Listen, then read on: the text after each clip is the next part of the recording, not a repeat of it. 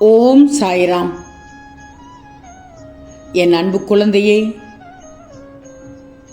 இன்று மங்கள ஞாயிறில் நல்ல செய்தி தர உன் வீடு தேடி வந்துள்ளேன். அழைப்பாயா? கால் வலிக்குது தங்கமே, வந்து பெற்றுக்கொள்.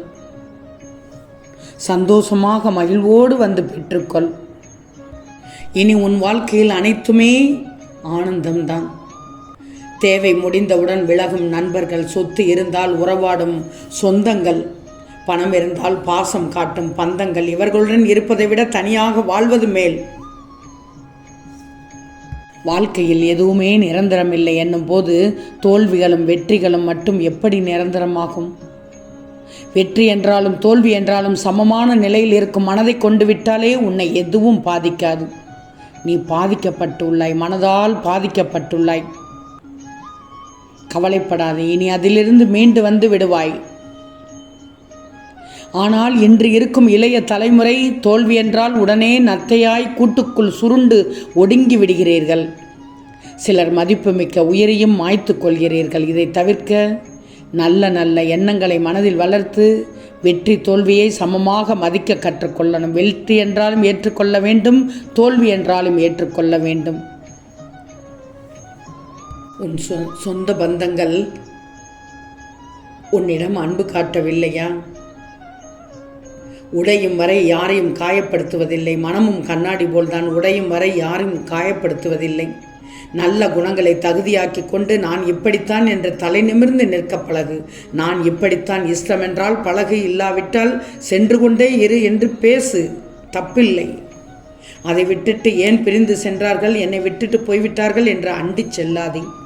புரிந்து கொள்பவர்கள் புரிந்து வரட்டும், புரியாதவர்கள் விலகிச் செல்லட்டும்.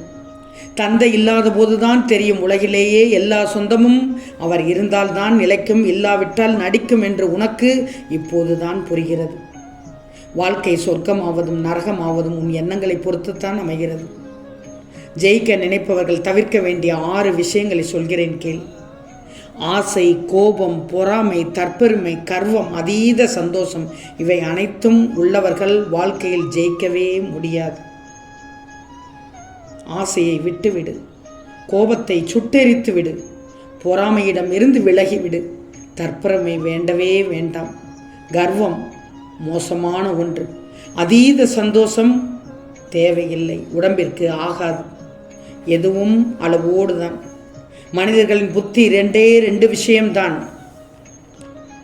ஏன் அவர்கள் 2 விதம்தான் என்று சொல்லணும்? தேவை என்றால் இனிக்க இனிக்க பேசுவார்கள், இல்லை என்றால் நீ வேண்டாம் என்று இடித்து இடித்து பேசுவார்கள். நீ வாழும் வரை உன்னை யாரும் வெறுக்கக்கூடாது. வாழ்ந்து முடிந்த பின்பு உன்னை யாரும் மறக்கக்கூடாது. அப்போதுதான் நீ வாழும் வாழ்க்கைக்கு ஒரு அர்த்தம் இருக்கும். நல்லா தெரிஞ்சுக்கோ. நான் சொல்வதை கேட்டுக்கோ. உன் அப்பா தகுந்த நேரத்தில் தான் சொல்லியுள்ளேன். தங்கமே, மங்களகரமான ஞாயிறு என்று சொன்னேன். மங்கள ஞாயிறு. மங்களகரமாக விடிந்த இந்த நாள் உன் மனதில் மகிழ்ச்சியை நிறைத்து செல்லப் போகிறது. வாழ்க்கையில் நீ ஜெயிக்க வேண்டுமென்றால் முதலில் உன்னை இழிவாக பேசுபவர்களையும் ஒதுக்கி வைத்து விட வேண்டும். உன்னிடம் எப்போதும் குறை கண்டுபிடிச்சுக்கிட்டே இருப்பவர்களையும் வாழ்க்கையில் இருந்து தூக்கி எறிந்து விடணும். எந்த கருணையும் அவர்களிடம் காட்ட தேவையே இல்லை. உனக்கு சோதனைகள் வரத்தான் செய்யும், அதையெல்லாம் தாண்டி வா. பயப்படக்கூடாது. சோதனை வரும்போது யோசிக்கணும், அடுத்து என்ன செய்வது என்று யோசிக்கணும். அதை விட்டுட்டு இடிந்து போய் உட்காரக்கூடாது. சோதனையை தாண்டி வந்தால்தான் நீ வாழும் வாழ்க்கைக்கு அர்த்தம் இருக்கும். வாழ்க்கை என்றால் இப்படித்தான், எப்போதும் சுகமாக இருக்கும் என்று மட்டும் நம்பி விடாதே, இருந்து விடாதே. அனைத்தும் இருக்கும். கண்மணியே, இன்று நீயே எதிர்பாராத வகையில் உன் சாயப்பா திடீர் அதிர்ஷ்டத்தை கொண்டு வரப்போகிறேன். வாழ்க்கையில் நீ சந்திக்கும் தோல்விகளால் சோர்வடைந்து இதற்கு மேல் நான் போராட முடியாது என்று நினைத்து கொண்டிருக்கிறாய். இன்று உனக்கு விடிந்த நாள் ஒரு பொக்கிஷம்தான். வாழ்க்கையில் ஒவ்வொரு நாளும் ஒவ்வொரு பொக்கிஷம்தான். எல்லாமே இருள் சூழ்கின்ற நேரமாக இருக்கிறது என்று கவலை கொள்ளக்கூடாது. நீ உயர்ந்த நிலையை அடைவாய். நிம்மதியோடு வாழ்வாய், சந்தோஷத்தோடு வாழ்வாய். உனக்கு எல்லா சூழ்நிலைகளிலும் நான் துணை நின்று இருக்கும்போது எதற்கு பயப்படுகிறாய்? உனது கஷ்டங்களை பங்கு போட யாருமே முன் வரவில்லையா? உன் எண்ணங்கள் அப்போது கூட மாறக்கூடாது. எவ்வளவோ தாங்கிவிட்டாய். வாழ்க்கையை நீ ரசித்துத்தானே வாழ்கிறாய். உன்னைப்போல் யாருமே இல்லை. உனக்கு கொடுத்துத்தான் பழக்கம். யாரையும் வருத்தி பார்க்க மாட்டாய். நீ கடுமையான துன்பத்தில் கூட எல்லாத்தையும் தாங்கிக் கொள்ளும் நினைக்கும் உன் மனம் நான் இருக்கிறேன் என்ற தைரியத்தோடு முன் வந்து பேச துடிப்பாய். ஏன் இப்படி துடிக்கிறாய்? நீ கடந்து வந்த பாதைகள் பல உண்டு. கொஞ்சம் நஞ்சம் அல்ல, நிறைய பாதைகளை பார்த்து விட்டாய். வாழ்க்கையில் அனைத்தையும் இழந்து, வாழ்க்கையில் அனைத்தும் கிடைத்து அனுபவிக்க முடியாமல் அனைத்தையும் இழந்து மீண்டும் ஏறி வந்த பாதையை தேடி வந்திருக்கிறாய். உனது விடாமுயற்சி, உனது குறிக்கோள்கள், உனது இடைவிடாது நீ கூறிய மந்திரம், என்னுடைய மந்திரம், என்னை பற்றி முழுமையாக எடுத்துரைக்கிறாய். ஒவ்வொருவரிடமும் நான் நடத்திய அதிசயத்தை அவரிடமும் சொல்லுகிறாய்.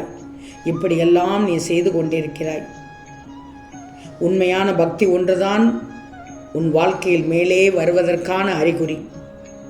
உனது பூர்வ ஜென்ம சாபக்கேடுகள் இப்போது அனைத்தையும் நான் விளக்கி, நீ இழந்தது அனைத்தும் மீண்டும் தேவைப்படும் காலத்தில் உன்னை வந்தடையும் என்று சொன்னேன் அல்லவா? பொறுத்திருந்தாய்தானே? காத்திருந்தாய்தானே? உன் வாழ்க்கை என் கையில் என்று நினைத்திருந்தாய்தானே? துன்பத்தை கூட பெரிதாக நினைக்காமல் இன்பத்தை இழந்துவிடக்கூடாது என்று சொன்னேன் அல்லவா? அப்போது என் பிள்ளை, நான் சொன்னதையெல்லாம் கேட்டாய். உனக்கு இன்று நல்ல நாளாக விடிந்துள்ளது. மலர்ந்த ஞாயிறு, மங்கள ஞாயிறு, மகிழ்விக்கப் போகும் ஞாயிறு. இந்த நாள் உனக்கு இனிமையான நாள். அழகாக விடிந்துள்ளது உனக்காகவே. இன்று நீ எடுத்த காரியம் நிச்சயமாக வெற்றியில் முடியப் போகிறது. நீ முயற்சி செய்து கொண்டே இரு. உன் வாழ்க்கை மகிழ்ச்சியாக மாறிவிடும். நீ நினைத்ததை செய்து முடித்துவிடு. நினைத்தது நிச்சயமாக நடக்கப் போகிறது. எந்த தடையும் உனக்கு இருக்காது. அதற்காக என் பிள்ளையின் கோரிக்கை நிச்சயமாக நியாயமாக இருக்கும் பட்சத்தில் உனக்கு முடிவு சாதகமாகத்தான் இருக்கும். உரிய நேரத்தில் அதை நான் முடித்து தந்துவிட்டேன் என்று அதுவரை நிம்மதியாக இருந்தாய். சந்தோஷம். புதிய திருப்பத்தை கொடுக்கப் போகிறேன். உன் சாயப்பாவின் அருள் உனக்கு எப்போதும் உண்டு. செல்வமே, இன்றைய நாள் உனக்காக விடிந்துள்ளது. நல்லபடியாக உன் வாழ்க்கையை, புத்தம்புது வாழ்க்கையை அருமையாக புதியதாக இன்று ஆரம்பிப்பது போல் ஆரம்பித்துவிடு. உனக்கு நல்லது நடக்கும். ஆம் தங்கமே, நிச்சயம் நடக்கும். நல்லது நடக்கும். நல்லது மட்டுமே நடக்கும். அது நன்மையாகவே இருக்கும். ஓம் சாய்ராம்.